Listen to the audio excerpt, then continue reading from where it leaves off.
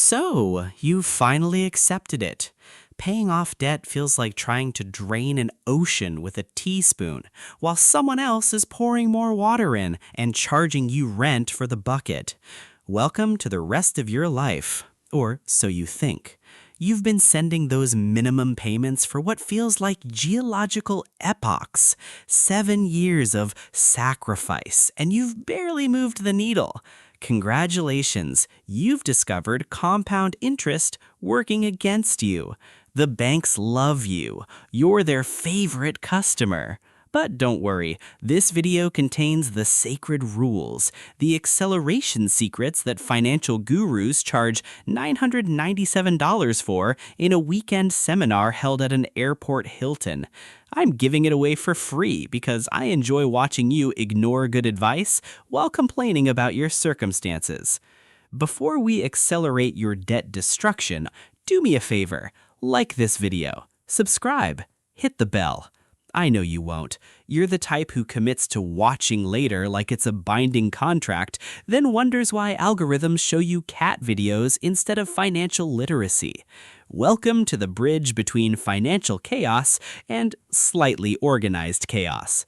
The gap between where you are and where you want to be isn't filled with magic. It's filled with spreadsheets, discomfort, and the crushing realization that your treat-yourself mentality built this prison. I'm your guide through the 7 circles of financial hell. Think of me as that one teacher who actually tells you the test answers, but you were too busy passing notes to write them down. Yes, I'm roasting you already. Buckle up. Your feelings are collateral damage today. By the end of this journey, you'll understand 3 things. First, exactly why your current strategy of closing your eyes and transferring balances is performance art, not finance. Second, why your brain is wired to sabotage every payment plan the moment you see a neon sale sign. Spoiler, evolution didn't prepare you for 24/7 targeted advertising and avocado toast delivery apps. You are a caveman with a credit limit, and Visa knows exactly how to hunt you. And third, a 1-week challenge designed to shock your system into velocity. Will you complete it? Statistically, no. You'll get to day 3, decide you deserve a break, and buy a latte that costs more than your hourly wage. But the attempt will provide excellent content for my engagement metrics. Speaking of engagement, my ebook, Finance Literacy for Beginners, is waiting in the comments section like a neglected child at a bus stop. Pick it up. It costs less than the impulse buy you made while watching this video. Don't lie, I heard the Amazon notification. The link is https://selar.com/ actually just click it.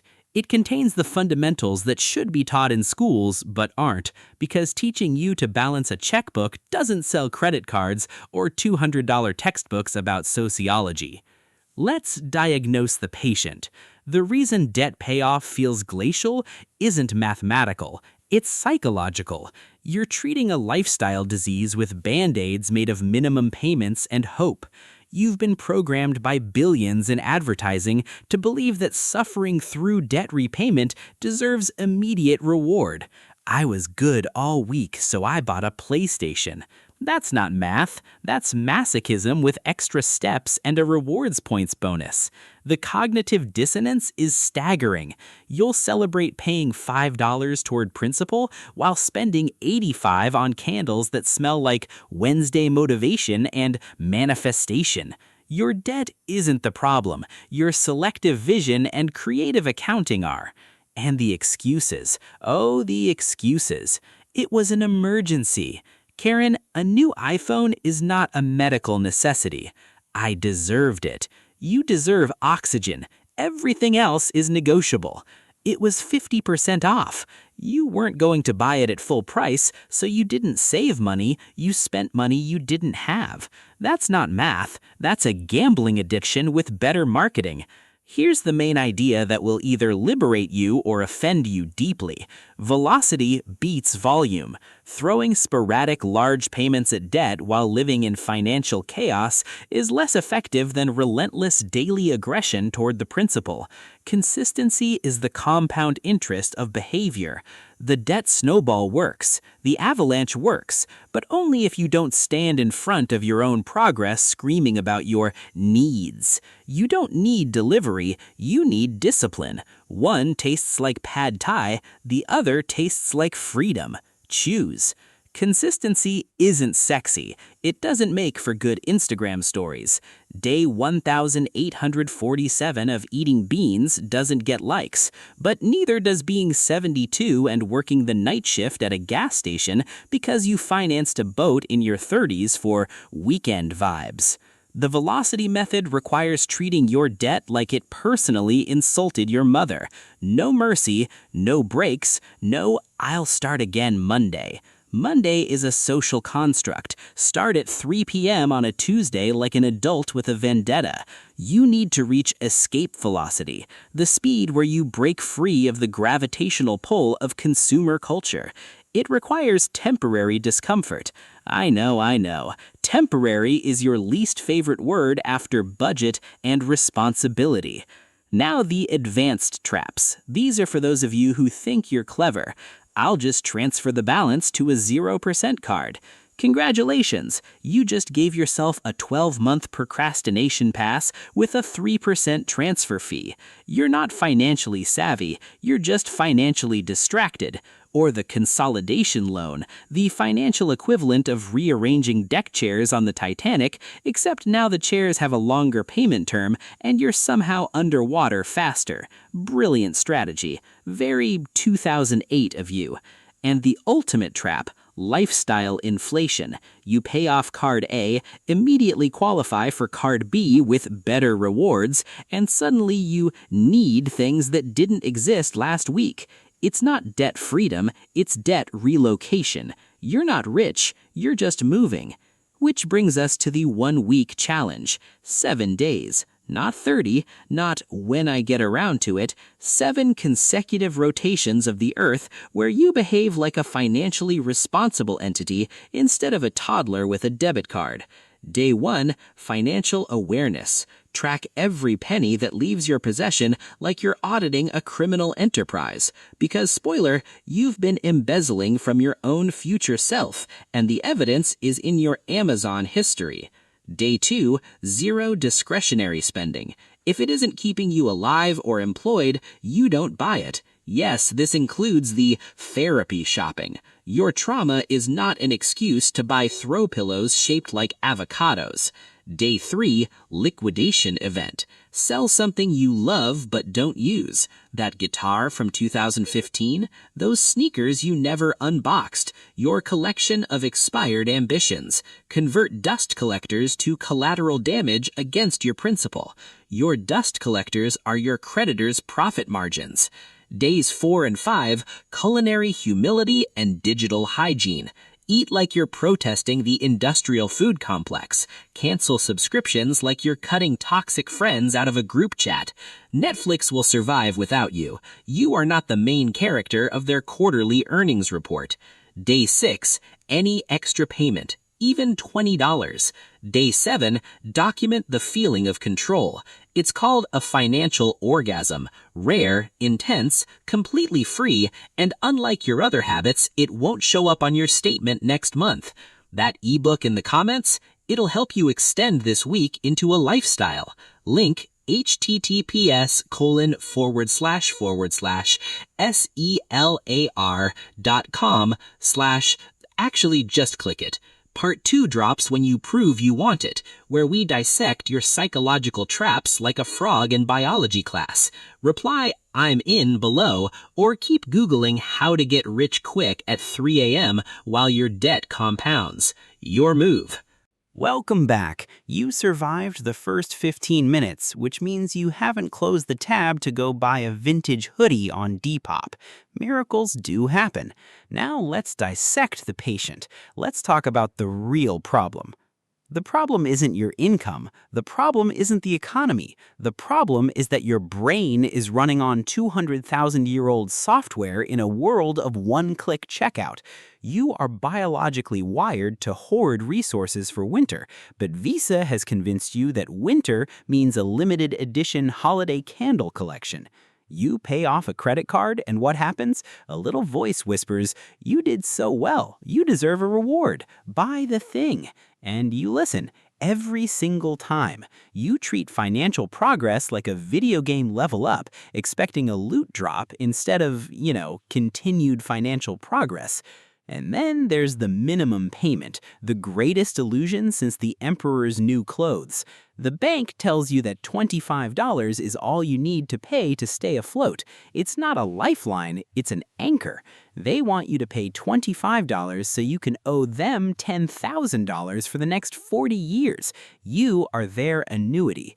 Look at those numbers. You will pay for that Samsung TV 3 times over, and you'll be watching it on a newer TV you bought on credit in 2028. This is math administered by sadists, and you are the willing participant. The problem is ego. Debt lets you live a life you haven't earned yet. You're renting a lifestyle on a variable interest rate, praying the landlord never comes to collect. But he always collects, and he takes compound interest. You think working harder will solve it, so you hustle, you grind, you take on overtime. But if your daily spending leaks faster than your hourly wage, you're just running on a treadmill covered in butter. You will never out-earn your own stupidity. You have to patch the holes first. Which brings us to the main idea, the velocity rules. If debt payoff feels slow, it's because you're fighting a war on 12 fronts with a water gun. You need a laser, and maybe a little bit of psychotic focus. Rule number 1 of velocity: you must hate the debt, not casually dislike it, not wish it wasn't there. You must treat your debt like it insulted your family name in a 16th century duel. It is a blood enemy. People debate the Snowball versus the Avalanche method. How cute! Snowball gives you psychological wins. Avalanche saves you math money. Velocity says, why are you choosing? Attack the smallest balance to free up cash flow, then immediately pivot to the highest interest. Be unpredictable. Be relentless.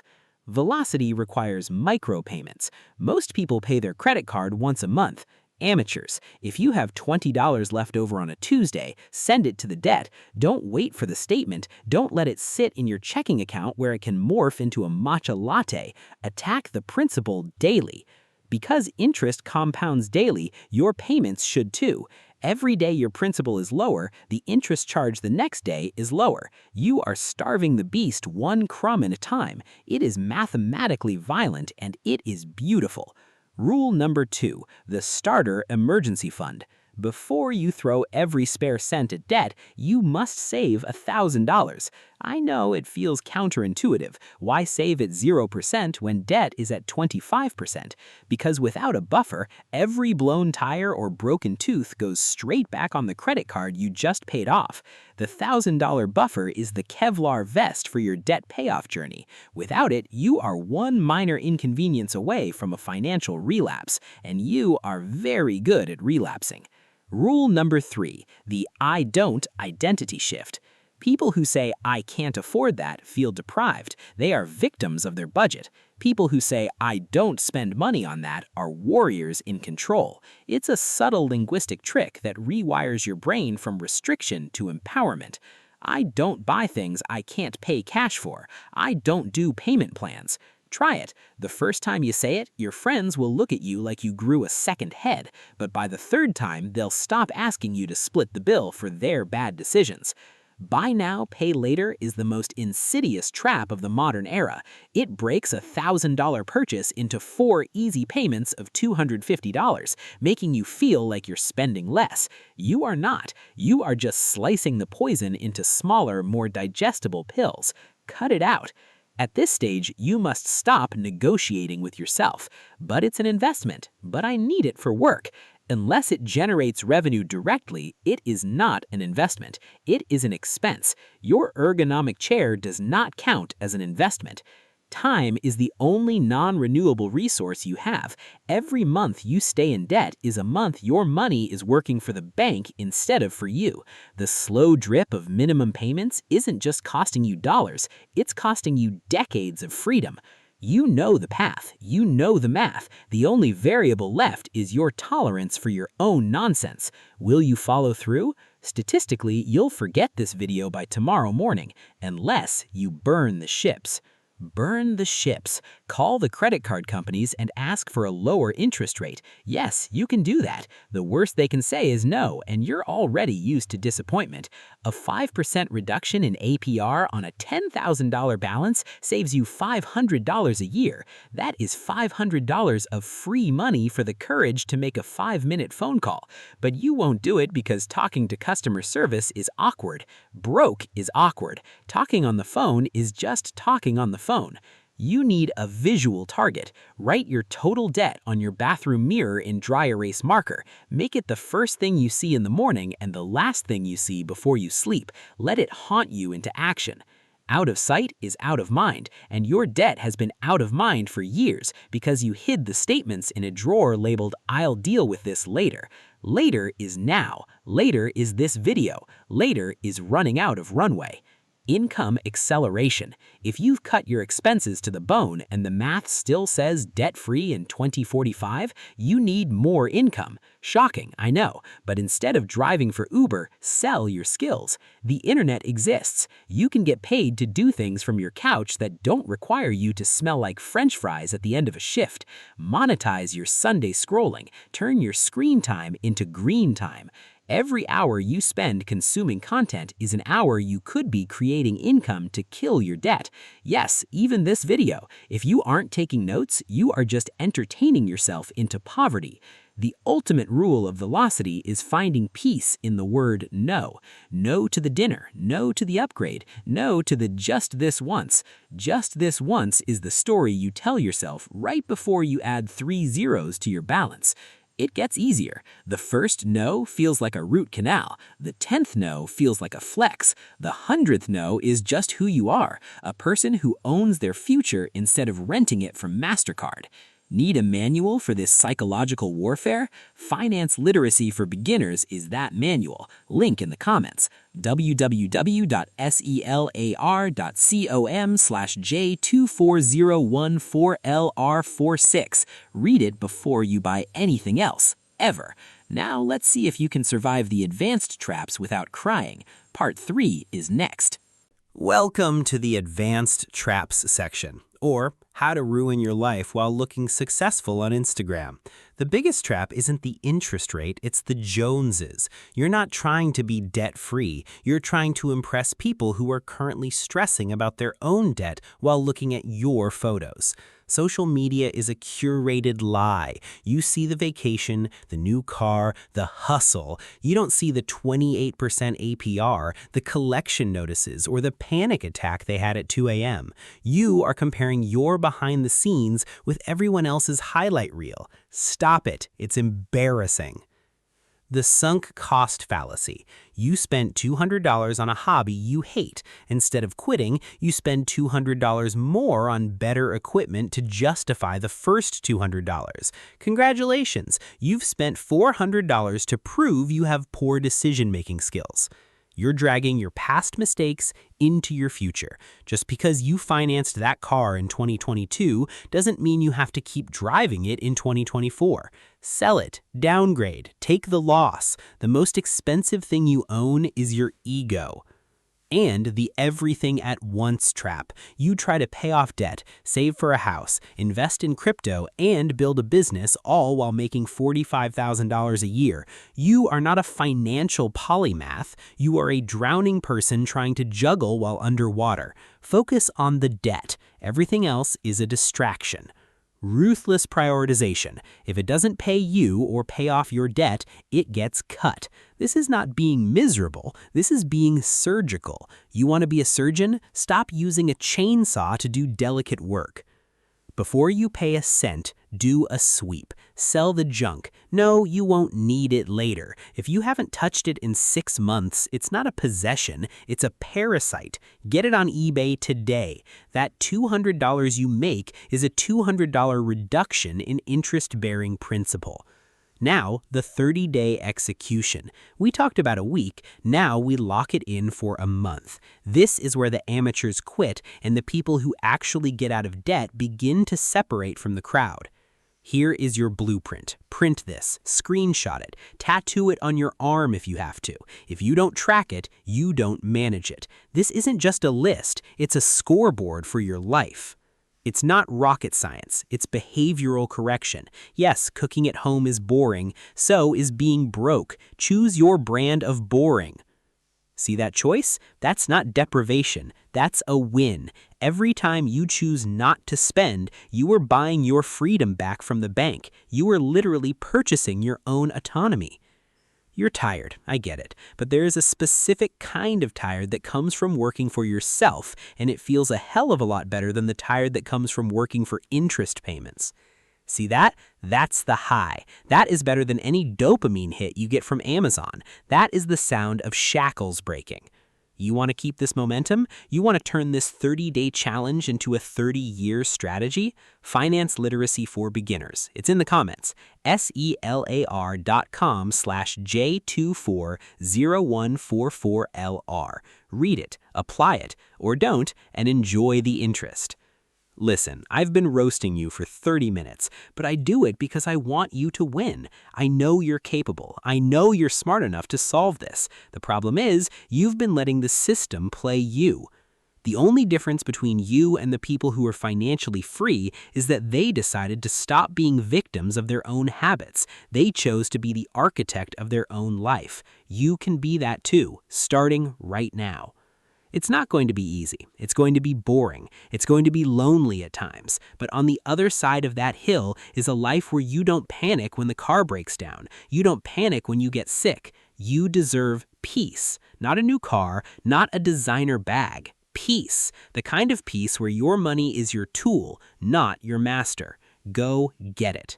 And if you fall off, get back on. One bad day doesn't ruin the year. Just don't let one bad day turn into a lifestyle. I believe in you, even if I am just a stick man on the internet. I'll see you on the other side.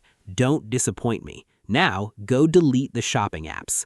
Seriously, if I see you in the comments complaining about your debt while buying new sneakers, I'm coming for you.